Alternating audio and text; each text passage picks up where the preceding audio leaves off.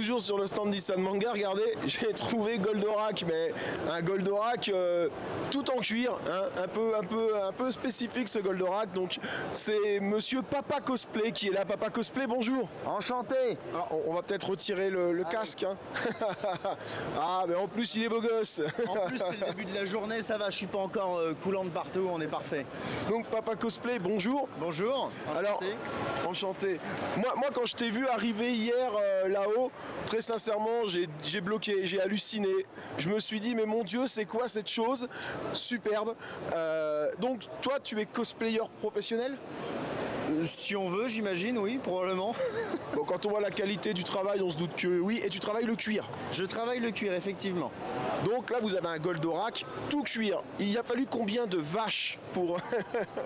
Je dirais à peu près...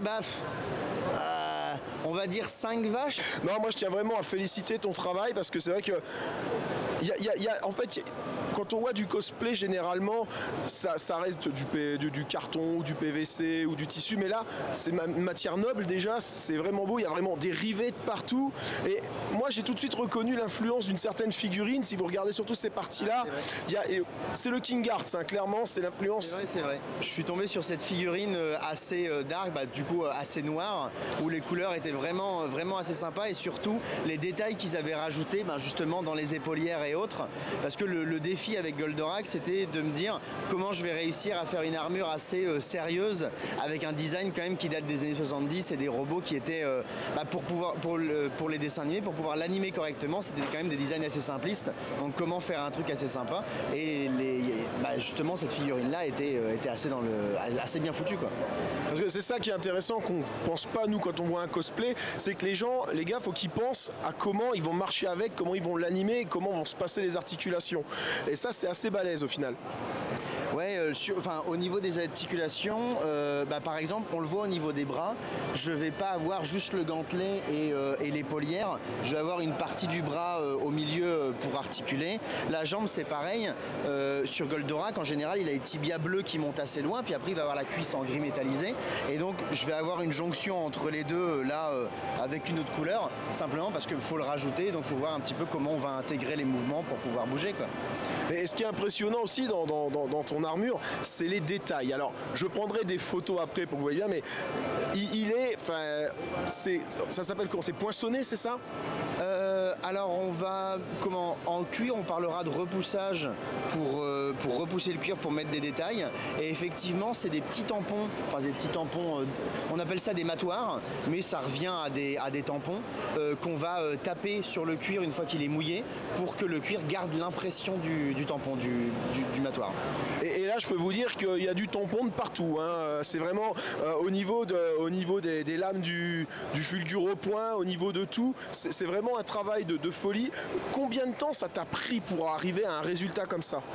Alors au début, j'ai pris 2 mois pour faire le design et les patrons, puisque pour commencer, je vais fabriquer l'armure en papier d'abord, en papier ou en mousse selon les pièces, pour vérifier que c'est comme ça que je vais vouloir les assembler, comme ça que ça va être fonctionnel et que je vais pouvoir bouger.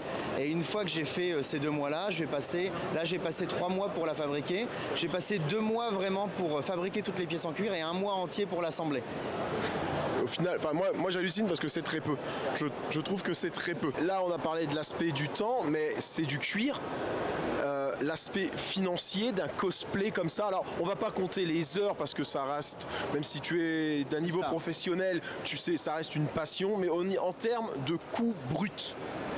En termes de coûts bruts, le cuir en lui-même, faut compter dans les 80 € hors taxe le mètre carré. Sachant qu'il y a quand même quelques mètres carrés, on arrivera souvent à, pour une armure intégrale vraiment, on va arriver dans les 700 € TTC de cuir. Et ensuite on aura tout ce qui est rivet, bouclerie. Souvent les boucles de ceinture, les boucles pour les sangs et les compagnies peuvent être assez chères. On aura les rivets, la teinture, le vernis, les machins comme ça. Donc ça peut monter assez vite et on va souvent dépasser 1000 € de matière brute pour avoir une armure intégrale en cuir. Donc ça fait une très belle figurine au final, hein. Exactement. Tu l'exposes sur un mannequin? J'ai des mannequins à la maison avec plusieurs armures dessus et et c'est toujours agréable de voir sa propre galerie de statues, on va dire. Et l'avantage du cuir, c'est que ça va durer toute la vie. Donc moi j'ai des armures que j'ai faites il y a 7 ans que je continue à porter et je n'ai jamais vraiment eu besoin de retravailler ou réparer quoi que ce soit dessus. Donc tu dis que tu es travailleur du cuir, mais c'est ton métier dans la vie? Alors maintenant oui, au début j'étais ingénieur en robotique. Et ensuite, j'ai découvert le cuir juste avec une image et je trouvais l'armure, c'était un Aquaman fait par un Américain. Et je trouvais l'armure tellement belle, je me suis dit j'ai envie d'essayer de me faire une armure. Et j'avais commencé comme ça à me faire une première armure en cuir. Et puis j'ai vraiment adoré travailler le cuir et voir tous ces matoirs, tous ces outils pour travailler le cuir. Donc j'ai continué là-dedans, en loisir évidemment. Et de plus en plus, après je me suis intéressé au travail du cuir. Et maintenant je fais des sculptures sur cuir. Les armures restent le côté loisir pour le plaisir.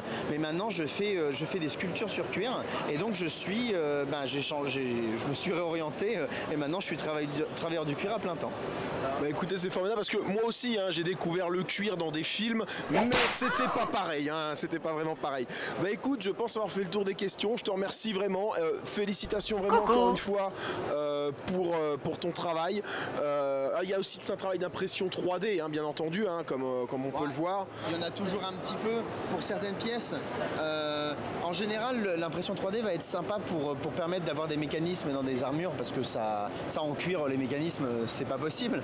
Mais là, oui, pour certaines pièces, tout ce qui est vraiment brut, géométrique, tout ce qui est vraiment géométrique et qu'on veut absolument avoir, tout ce qui est par exemple cercle sur les épaules, quand on veut un cercle parfait sur un costume, il faut quand même s'en remettre à une machine ou à un guide, parce que les faire à la main, c'est très bien, on les a fait à la main, mais c'est pas du tout le même rendu. Un cercle, ça doit rester circulaire et il faut quand même passer par de l'impression ou une machine pour avoir ça.